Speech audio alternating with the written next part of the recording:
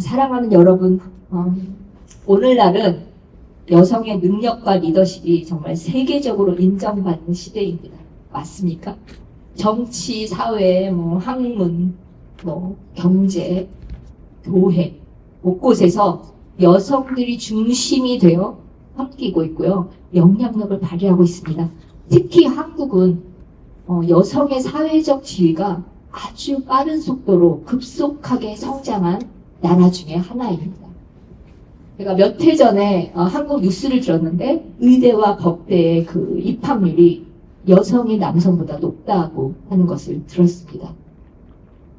그러니까 요즘 여성들은 어릴 때부터 남자와 동등하게 그리고 동일한 선상에서 경쟁을 하기 시작했습니다. 그렇게 자라났습니다. 그래서 학교에서도 또 가정에서도 또 직장에서도 이런 평등이라는 그런 이름 아래 저희가 이렇게 살고 있는데 그럼에도 불구하고 끊임없이 이렇게 비교되고 경쟁되고 이제 마음에 좀 상처도 있고 이런 마음을 갖고 살고 있습니다. 우리가 예전에는 안 그랬는데 언젠가부터 우리 딸들에게 뭐라고 하죠? 공주님. 공주님. 얼마나 귀하게 지금 딸 하나, 아들 하나, 딸 하나 얼마나 귀하게 자라고 있습니까? 그렇게 자랐습니다. 물론 여성의 권리가 회복되고 또 사회에서 주체적으로 살 수 있게 된 그런 것은 분명히 귀한 것입니다. 예. 그러나 그 흐름 속에서 때로는요, 평등이 어떻게 되냐면요, 경쟁으로 가고, 또 존중해야 할 대상인데 대립으로 좀 이렇게 바뀌고 있습니다. 그래서 이제 요즘 결혼한 신혼부부들 사이에 주도권을 잡습니다. 그렇죠? 누가 더 옳은가? 누가 더 중요한가? 누가 더 우위에 서 있는가? 이렇게 해서 남편들과 힘겨루기, 남편들과 지지 않으려는 그런 모습으로 지금 살아가고 있는데 이거 신혼부부뿐이 아니고 10년, 20년 살아도 여전히 남편과의 그 주도권 경쟁, 이기려는 경쟁 그렇게 살고 있습니다. 이것이 왜 그러냐면 가정은 정말 하나님이 주신 연합의 자리인데 그것이 아니고 서로 나를 주장하여서 마침내 내 스타일로 남편을 내가 원하는 상대의 모습으로 변화시켜서 내가 꿈꾸던 가정으로 이루어 가고 싶기 때문입니다. 여기에서 중요한 건 하나님이 빠져 있는 거예요.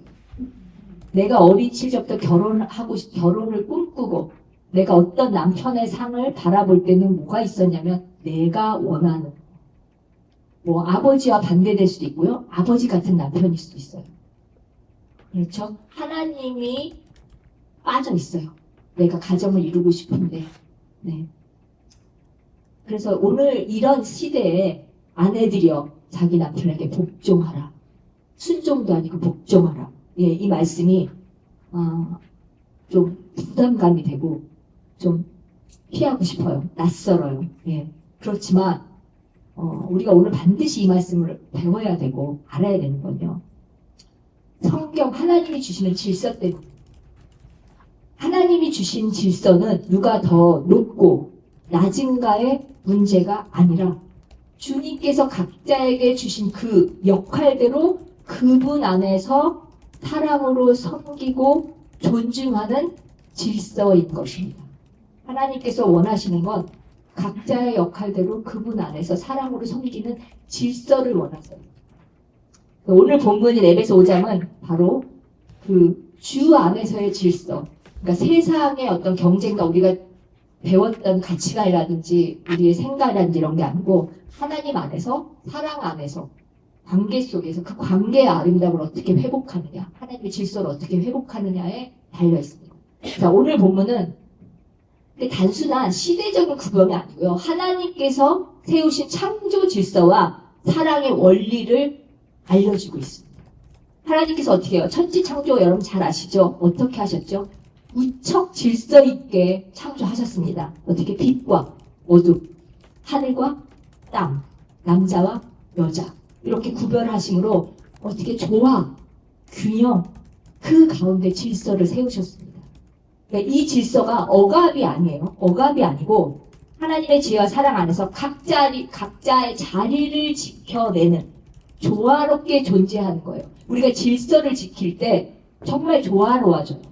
하다못해 우리가 줄을 설 때도 질서가 없으면 깨지잖아. 시간도 더 늦고. 근데 질서를 딱딱 지켜서 하면 훨씬 시간도 빠르고 훨씬 더 조화롭잖아요. 그 질서를 말하는 거고요. 지금 우리가 가정 안에서 서로 남편과 서로 이렇게 알교하고 막 서로 막 기득권 싸움하고 막 이렇게 하는 건 질서가 깨진 거예요. 하나님이 말씀하시고 생각하신 질서가 아닙니다. 예. 오늘 먼저 우리가 그래서 오늘 제가 왜 하나님은 아내에게 오늘의 말씀에 순종도 아니에요? 복종하라고 했는가? 그 복종이 오늘의 우리의 삶, 우리의 가정의 삶에 어떤 의미를 가지고 있는가를 함께 나눠보기를 원합니다.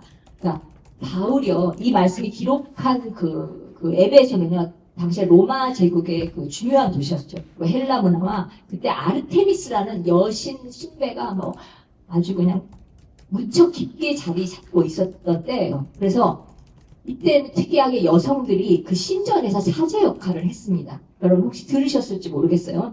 그래서 종교적인 영향력이 되게 높았어요. 여성들이.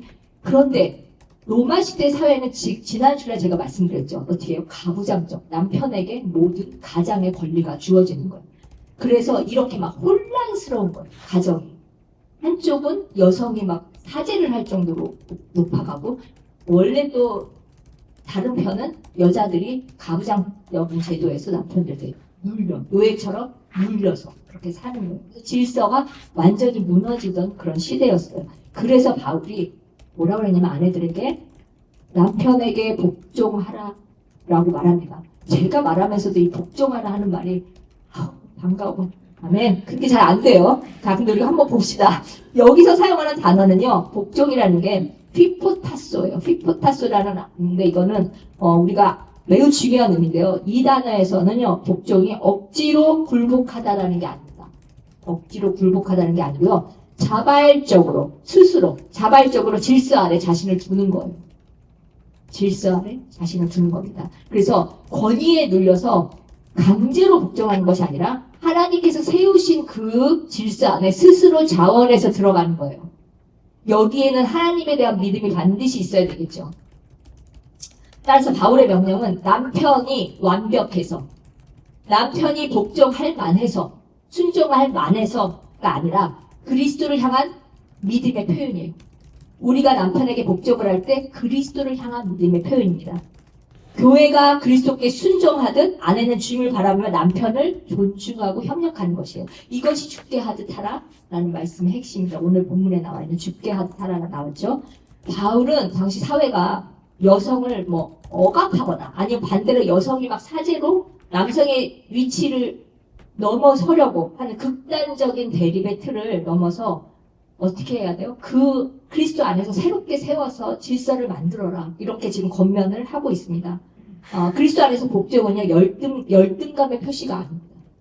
네, 사랑 안에서 질서를 이루는 은혜의 관계입니다. 교회가 그리스도의 머리 되심을 인정할 때 어떻게 해요? 생명이 흘렀죠. 생명이 흘렀듯 아내가 남편을 인정하고 세워줄 때 가정 안에 하나님의 평안이 흘러갑니다. 이거를 믿으셔야 됩니다. 결국 바울이 말한 복종은 억압이 아닌 관계 회복의 초청이에요. 복종을 그냥 해야 되면 관계가 절대 회복될 수 없어요. 그런데 내가 스스로 하나님 세운 질서 안으로 들어가서 이 복종이 정말 제대로 하나님 안에서 회복되면 우리의 가정에 우리의 남편과 나의 관계가 회복됩니다. 그래서 그리스도의 이것이 되면 그리스도의 사랑으로 질서를 회복하는 궁극적으로 뭐냐면요, 복음을 실천하는 거. 말로만 예수님 믿어야 돼, 너 천당 가야 돼 이런 게 아니고 이렇게 함으로써 내가 복음을 실천하는 겁니다.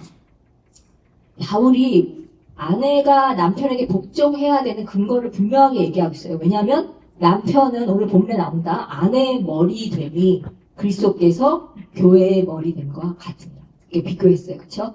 여기서 머리라는 게 이게 뭡니까? 지배자나 통치자를 의미하지 않습니다. 머리를요, 지배자나 통치자를 의미하지 않고요. 머리는 뭐를 하는 거냐면요, 몸을 살려요. 그리고 보호해요. 생명을 공급하는 중심, 기관입니다. 그래서 그리스도께서 교회의 머리신 이유는 교회를 다스리시기 위함이 아니라요. 교회를 살리기 위해서 어떻게 하셨어요? 자신의 생명을 내어주셨어요. 자, 에베소 55장 25절에 이렇게 말합니다. 남편들아, 아내 사랑하기를 그리스도께서 교회를 사랑하시고 그 교회를 위하여 자신을 주심과 같이 하라. 그리스도의 머리 되심은 사랑의 리더십이에요. 곧 섬김과 희생의 리더십입니다. 그분은 우리에게 명령하거나 억압하는 방식으로 교회를 이끄시지 않아요. 십자가의 사랑으로 자신의 몸을 대속물로 내어주심으로 교회를 세우셨습니다. 그러니까 주님은 교회의 머리로서 어떻게 해요? 생명을 나누시죠. 그리고 그 교회는 어떻게 해요? 그것에 순종으로, 복종으로 반응을 합니다. 이것이 하나님 안에서 질서입니다. 따라서 남편의 머리 되면 권력의 표시가 아닙니다. 뭐냐면 희생과 헌신의 부르심이 마치 그리스도같이. 자, 남편은 자신의 욕심이나 주장으로 아내를 어떻게 다스릴 수 없습니다. 다스리라고 하나님 그렇게 부르신 게 아닙니다. 그리스도의 본을 따라 먼저 사랑하고 헌신하고 다자지 섬기고 그렇게 함으로 부르셨어요. 예수님이 교회를 그렇게 하신 거죠.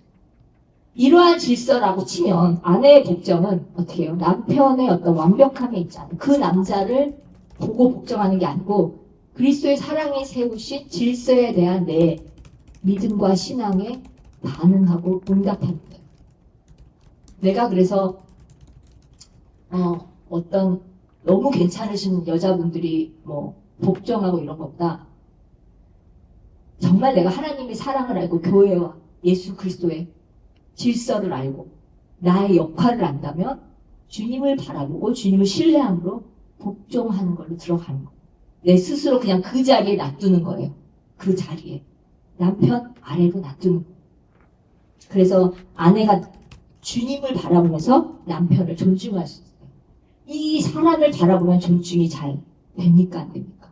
안 돼요. 무게를 막 너무 세게 흔드시지 마세요. 그런데 지금 사랑의 질서, 교회의 질서, 창조의 질서를 말하면 하나님을 바라보면서로써 우리는 남편에게 복종할 수 있고 존중할 수 있는 것입니다. 네, 그 결과 가정은 어떻게 돼요?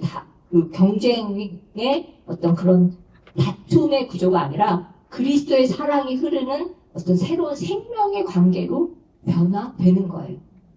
머리이신 그리스도의 사랑이 가정의 중심이 될 때 남편은 사랑으로 이끌고 어떻게? 아내는 존중으로 화답하는 거죠. 그게 얼마나 아름다운 질서입니까? 그렇죠? 하나님이 말씀하신 질서입니다.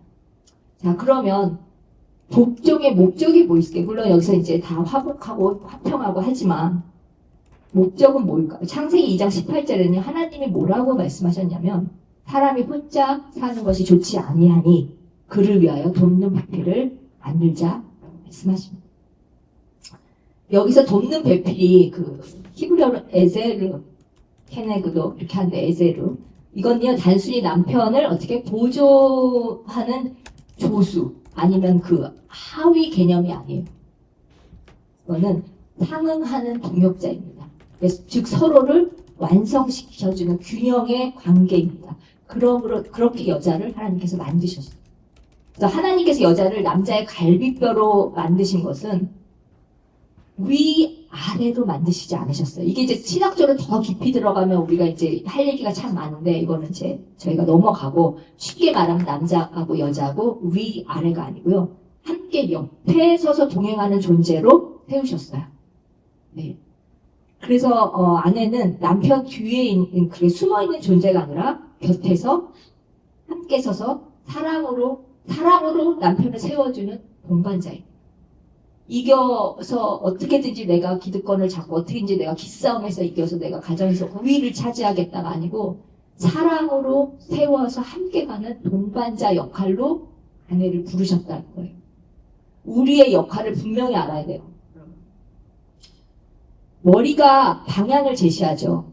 그러면 심장은 어떻게 해요? 생명을 공급합니다. 저희 남편이 뭐 아시겠지만 얼마 전에 심장 수술을 했잖아요. 그래서 그 하러 가기 전에 그 의사 선생님이 돌아가실 뻔했어요. 뭐 이렇게 말씀을 하셨어요. 왜냐면 머리 아니라 심장이 멈추는 순간, 잘못된 순간에 우리 죽는 거예요. 그러니까 머리는 그래도 뇌사 상태라는 게 있잖아요. 생명이 심장에 있는 한 살아 있잖아요. 이렇게. 그렇게 남자와 여자가 그런 존재입니다. 그래서 머리와 심장이 분리될 수 없죠. 그렇게 남편의 사랑과 아내의 복종은 함께 가야만 되는 거예요. 하나님의 질서 안에서 남편의 그 사랑이 있으면 여성 아내는 그 밑으로 스스로 자발적으로 들어가서 복종하는 관계가 이루어져야지 하나님께서 원하시는 창조의 질서를 우리가 이루어가는 거예요. 그런데 사랑 없는 복종이 어떻게 돼요? 그건 억압이죠. 사랑이 없어. 복종해. 억압이 되는 거고. 그 다음에 복종은 안 해. 그럼 사랑만 있어. 이건 어떻게 돼요? 무질서예요. 네. 그러니까 하나님은 이 두 가지를 조화롭게 세우심으로써 가정 안에 하나님의 형상과 사랑의 질서를 지금 나타내시고 계십니다. 그래서 신학자 칼 바르트라는 사람이 있는데요. 이렇게 뭐라고 했냐면 가정은 하나님의 언약이 세상 속에서 눈에 보이는 첫 번째 증거다라고 얘기했습니다. 뭐라고요? 하나님의 언약, 그 질서의 하나님, 천지를 창조하신 하나님의 언약이 가정 안에서 이렇게 질서로 세워질 때 그것이 바로 첫 번째 증거라고 말씀하십니다. 교회와 예수님의 관계처럼. 그 말처럼 부부의 관계는 단순히 인간적인 연합이 아니에요. 여러분들 인간적인 연합이라 생각하시면 안 돼요. 하나님의 나라의 사랑과 언약을 드러내는 거룩한 표징입니다. 하나님 예수님이 교회를 사랑하셔서 당신의 몸을 내주셨어요. 그리고 그것을 가정, 아내와 남편을 비유하셨어요. 똑같이.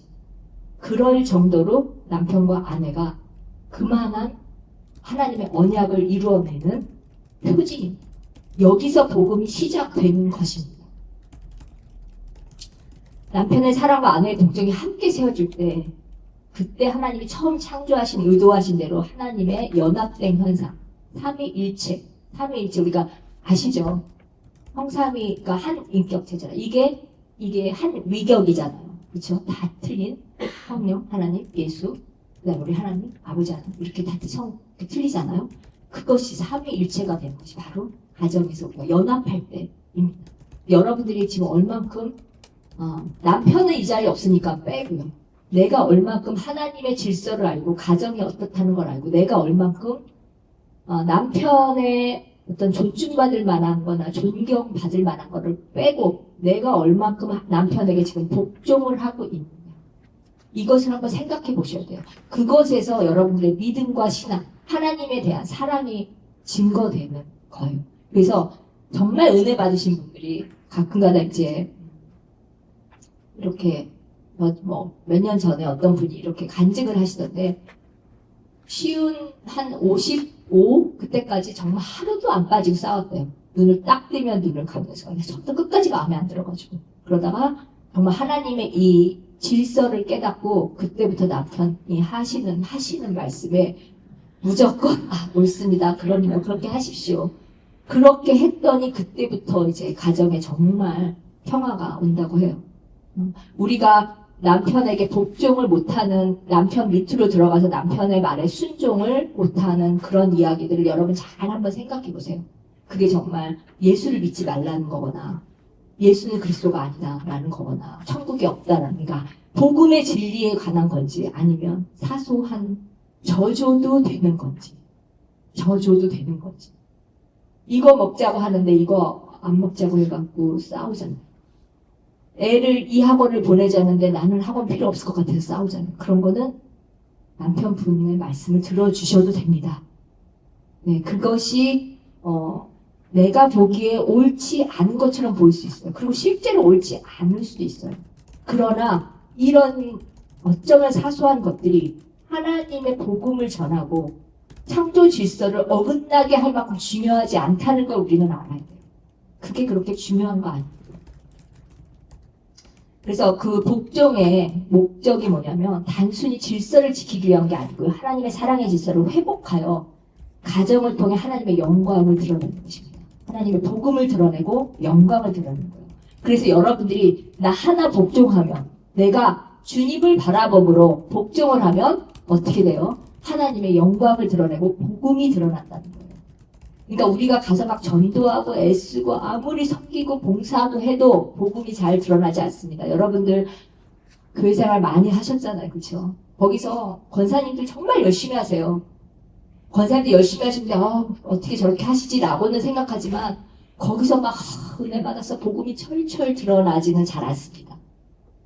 그러나 우리가 하나님의 질서대로 세워졌을 때 가정을 그렇게 나간다면 정말 복종을 한다면 하나님의 복음이 드러나고 하나님의 영광이 드러나는 것입니다. 그러면 하나님께서 우리에게 정말 착하고 충성된 종아 잘했다 칭찬을 하시는 거예요. 사소한 거, 웬만한 거 남편들에게 복종하세요. 그냥. 예. 그냥 져주셔도 돼요. 예. 자, 이것이 우리에게 하나님께서 우리에게 주신 결혼의 본래 목적입니다. 하나님의 복음을 어떻게 전할까? 가정 생활에서 삼위일체 그 모형을 갖고 거기 안에서 그것을 모습을 보임으로써 하나님의 복음을 전하기 시작하는 거예요. 그래서 그럴 때 우리가 복종의 열매가 있습니다. 바울은 범사에 복종하라고 말하지만 뭐냐면 이거는 남편의 말에 뭐 무조건 따라주라는 건 아니에요. 범사란 모든 명령을 따르라기보다는 삶의 모든 관계와 상황 속에서 주님을 바라보는 거예요. 그러니까 제가 좀 전에 웬만하면 져주세요. 웬만하면 사소한 것만 해주세요. 그렇게는 하는데 그럴 때마다 하나님 내가 주님이 창조하신 질서에 순종합니다. 주님의 말씀을 듣습니다. 그래서 하나님 난 주님을 바라보므로 우리 남편을 존중합니다. 그리고 남편에게 주도권을 넘깁니다. 라고 하는 거예요. 그렇지만 남편이 가서 도둑질해와 뭐 이런 거는 아니겠죠. 그렇죠? 네, 그런 남편은 여기 없습니다. 예, 남편 가서 나쁜 짓 해와 이런 건 아닌데 대부분 귀하게 자라신 공주님들이라서 내가 왜죠? 나보다 별로 안 똑똑한 것 같은데 내가 하면 더 잘하는데 내 머리만큼 안 돌아가는데 나보다 돈을 좀 덜 버는 것 같은데 이런 거잖아요. 그렇죠? 그래서 거기다 성질을 막 다 갖다 부리잖아요. 그래서 정말 이렇게 하나님과의 우리가 주어진 이런 관계 속에서 우리가 이런 태도, 하나님께 이런 태도를 할 때 정말 그 영광을 받으시는 분이 누구냐면 주님 자신이에요. 그러면 제가 보니까 남편도 변화시키시다. 내가 정말 하나님 이거는 옳지 않습니다.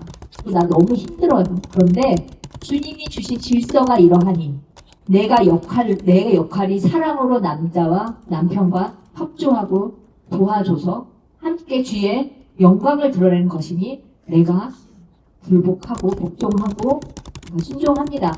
하나님 바라보고 합니다. 이 남편을 바라보고 하는 것이 아닙니다. 라고 할 때 하나님께서 그 남편도 변해주시죠. 네. 그런데 거꾸로 우리 남편이 최고야. 우리 남편 말씀하시는 게 최고고 우리 남편 정말 똑똑하고 이런 거 어떻게 되냐면 남편이 우상이 되는 거예요. 남편이 하나님보다 더 높아. 그래서 아무리 이렇게 말씀을 잘 듣고 성경에 막 나와 있는데도 남편이 그건 아니지. 교회 이렇게 너무 자주 가는 건 아니야. 그렇게 봉사하는 건 내가 옳지 않다고 생각해. 헌금을 그렇게 하는 건 옳은 거 아니야. 이러면 맞습니다. 이렇게 되면 남편이 우상이 되는 거예요. 그래서 저는 남편이 우상이 될 만큼 너무 잘나신 남편분이구나. 살짝 우리가 한 번씩 이렇게 확 올라가서 제가 주님을 보고 주님의 질서 아래 스스로 복종하기 위해서 제가 이렇게 정말 복종합니다. 하나님 바라보고 합니다. 하는 남편이 훨씬 유혹이 없지 않을까 싶어요. 남편을 우상화시키는 유혹이 없지 않을까 싶습니다. 그래서 다시 말씀드리지만 이렇게 하는 것이 남편에게 복종하는 것이 뭐냐면요. 내가 하나님을 향한 신앙의 고백입니다. 내가 주님 저 주님 너무 사랑해요. 아시죠? 이런 것보다 내가 정말 힘들지만 남편에게 한번 네 알겠습니다. 그렇게 하세요. 라고 했을 때가 바로 하나님을 향한 신앙의 고백이에요. 그래서 하나님 그래 네가 나에 대한 고백을 이렇게 하는 거 내가 안다. 고맙다. 착하다. 그리고 네가 원하는 대로 내가 보기 좋은 대로 남편을 빚어줄게 라고 하시는 겁니다. 복종이 먼저입니다. 그렇게 하면 남편이 변할 수밖에 없어요. 왜? 혼자 변하긴 되게 싫은데 하나님 변해주세요. 왜냐면 내가 변했기 때문에. 내가 안 변하면요, 상대방은 절대로 안 변합니다. 절대로 안 변합니다. 내가 먼저 변해야 상대방이 변합니다. 그래서 그 하나님이 향한 그 신앙의 고백이 바로 죽게 하겠다. 남편에게 복종하는 것이 죽게 하겠다라 이 말씀이죠. 그래서 정말 주님 기쁘시게 할 거예요. 왜냐면 이게 주님을 너무 경외하고 사랑하는 거잖아요. 그렇죠? 이러한 신앙의 순종이 있을 때 정말 가정은 단순한 인간의 그 조합이 아니고요, 하나님이 다스리시는 작은 교회가 됩니다. 우리 가정이 하나님이 다스리는 작은 교회가 돼요.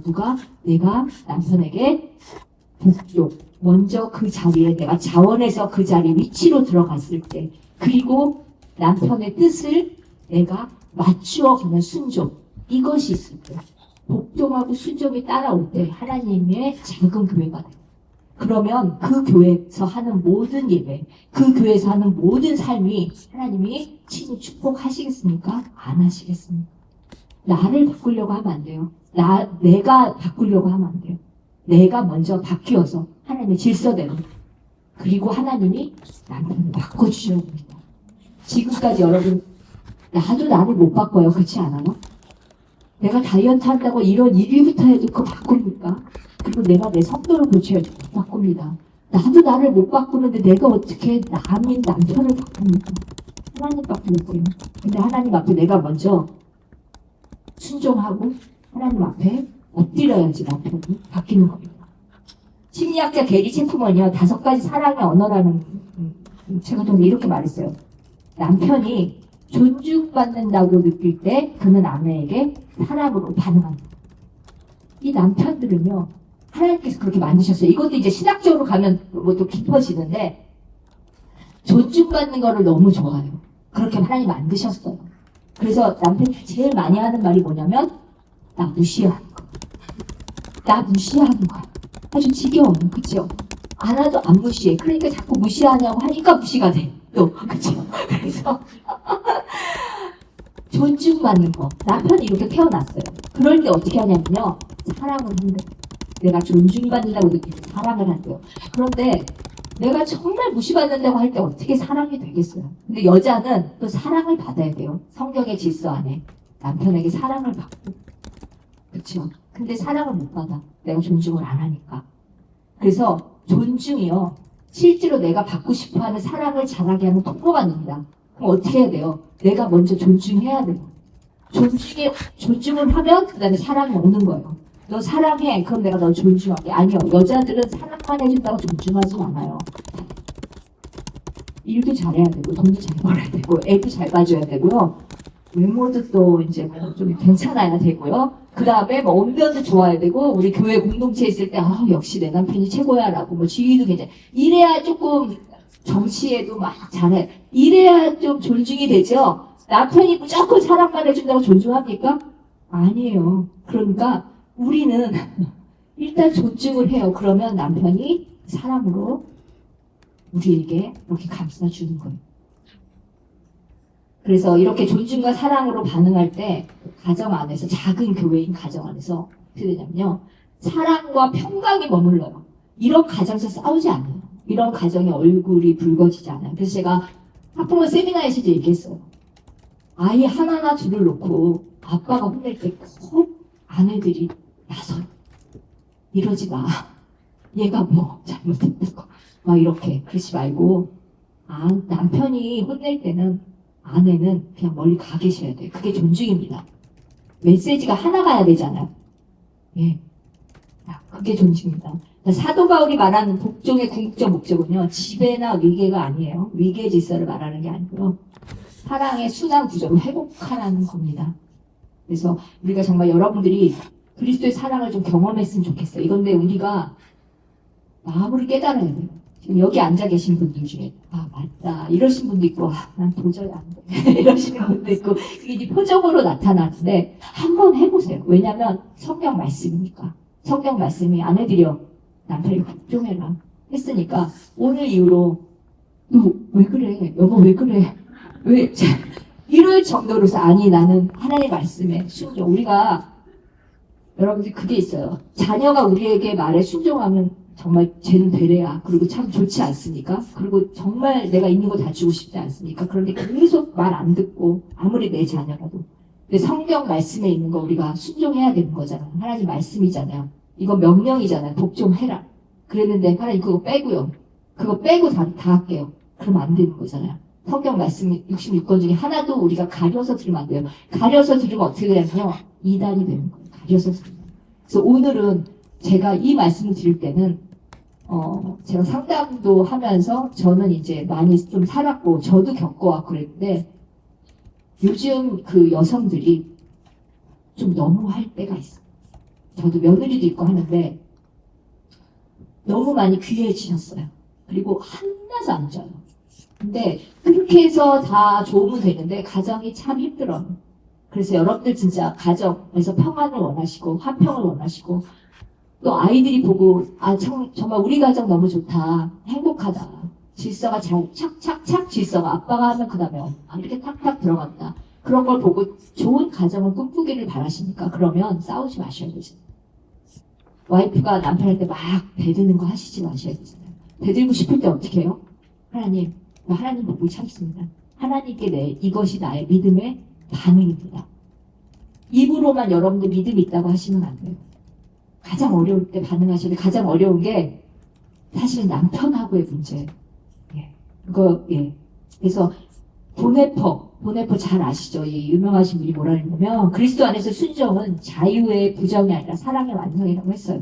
그래서 저희가 복종하고 그 다음에 남편과 마음을 맞춰서 순종할 때 사랑의 완성이 된다고 합니다. 그래서 하나님이 나중에 천국 갔을 때 저는 그렇게 물어보실 것 같아요. 너 무슨 일을 했니? 제가요 뭐 찬양대도 했고요. 저 설거지도 했고요. 그런 거보다 저 남편을 그래도 많이 존중했고 사랑했고 복종했어요. 하나님 보고 이것이 저의 믿음의 증거예요. 이렇게 말할 때 하나님 그걸 가장 쳐주실 것 같아요. 왜냐면 그게 가장 힘드니까. 찬양대하고 교사하고 여기 교회에서 순모임하고 이러는 거 물론 너무 중요한데 남편한테 존중하고 순종하는 것만큼 어렵진 않을 것 같아요. 그건 너무 어렵거든요. 근데 그것을 하나님을 바라보고 내가 믿음으로 고백할 때 하나님이 그래 그거 하나 정말 크게 면류관 씌워주실 것 같습니다. 그래서 오늘 말씀이 여러분들이 좀 한번 새겨 듣는 이야기가 좀 있으면 좋겠어요. 집에 딱 갔는데 남편을 딱 봤는데 또 어디 갔다 왔어? 이러고 집안이 왜 이렇게 지저분해? 이러고 이제 그러면 어떻게 합니까? 나는 맨날 놀기만 해가 아니고 내가 미안 내가 치울게 치워야지. 네. 그렇게 한번 해보세요. 그걸 그냥 하면 안 돼요. 그냥 하면 안 되고요. 그러면 우상이 되는 거고요. 비겁한 거예요. 비겁해요. 그럼 그러지 말고 내가 하나님 말씀이 이렇게 했으니까 남편에게 복종하는 말 했으니까 말씀하셨으니까 나는 하나님의 자녀니까 순종하는 마음으로 한번 아주 사소한 것부터 한번 해보세요. 예, 그리고 정말로 안 되겠는 건 나중에 저한테 한번 오셔주시면 제가 또 이렇게 판단을 한번 심판을 봐드릴게요. 그래서 복종의 열매가 우리가 복종할 때 열매가 사랑의 회복과 평강의 충만함이 여러분들 정말 가정에 돈이 많은 것 이런 것보다 진짜 사랑하고 화목하고 평강하고 너무 원하잖아요. 우리 엄마 아빠도 뭐 좀 싸우고 이러면 우리 너무 무서웠지 않아요? 그리고 기분이 안 좋지 않아요? 우리 아이들이 그걸 당한다고 생각해보세요. 3살, 4살 킹덤 아들 1학년인데 자기보다 키도 훨씬 큰 사람들 둘이 멍멍멍멍멍 골리앗처럼 싸운다고 생각해보세요. 거기서 어떻게 복음을 증거받겠습니까? 거기서 어떻게 작은 교회의 모습이 나오겠습니까? 자, 사랑하는 여러분, 우리가 말씀의 결론을 맺겠습니다. 정말 하나님께서 오늘 여러분에게, 저와 여러분에게 사랑의 질서를 회복하라고 지금 말씀하시고 계세요. 지금 여기서 제가 전파되는 말씀은 그냥 설교를 위한 설교가 아니고요. 지금 나오실 여러분 이미 아시고 제가 가정에서 사랑의 질서를 회복해라. 그래서 내가 주는 그 평강과 화목과 화평을 좀 누리도록 해라. 그리고 아이들한테 작은 교회가 되고 아이들이 이 가정을 보고 복음을 전해받기를, 그래서 믿음의 대가 이어지도록 너희가 좀 나를 위해서 한번 희생해 주지 않을래? 라고 지금 오늘 말씀에 초청하고 계십니다. 제가 이 말씀을 선택할 때 제가 한 몇 번을 거부했어요. 하나님 이거 말고요. 이거 말고요. 위로하는 거, 뭐 격려하는 거, 여성이 최고입니다 이런 거 하는데 자꾸 이렇게 돌아가는 거. 그래서 이거를 제가 이번에 제일 힘들게 설교 준비한 것 같아요. 다시 고쳐. 아니 이거는 옳지 않습니다. 다시 고쳐 하면서 제 설교 준비 오래 하고 어저께까지 고쳤어요. 그런데 제 마음에 하나님이 지금 오시는 여러분들에게 이 말씀을 주시기를 원하시는구나. 요즘 세대 따라가지 말고 너희 아무리 귀하게 자랐어도 내 안에서 질서를 세워서 궁극적으로 너희 가정이 작은 교회가 됐으면 좋겠다. 그리고 복음 안에서 아이들을 믿음의 전수가 될 수 있게 해서 그 너희의 삶의 모습을 보고 키워냈으면 좋겠다. 어떤 아이들이 제가 이제 상담을 하다가 가끔 그림을 그리라고 합니다. 대부분의 아이들이요, 엄마를 제일 크게 그립니다. 조그만 아이들. 엄마를 제일 크게 그리고 아빠를 자기보다도 조그맣게 그리는 아이들이 있어요. 그게 뭡니까?